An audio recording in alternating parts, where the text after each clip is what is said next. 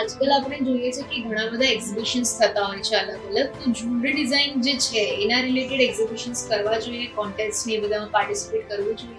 Definitely જોવું જોઈએ. Exhibition Surat લેવલે, ગુજરાત લેવલે અથવા ઇન્ડિયા લેવલે થતા હોય ને તો પાર્ટિસિપેટ એમાં 110% કરવું જોઈએ. હું સ્ટુડન્ટને ધ્યાનમાં રાખીને એ વાત કહીશ, ડિઝાઇનર જ્યારે શીખતા હોય ને ત્યારે 4 દિવાલની અંદર હોય. એને બહારની દુનિયાનું કોઈ નોલેજ નથી હોતું. એને જે કયું નોલેજ હોય, ઇન્સ્ટિટ્યૂટ તરફથી જે શીખવાડવામાં આવ્યું છે કે આ પીસી પર આ કરાય અને આમ કરાય અને આમ કરાય, એટલું જ નોલેજ હોય છે.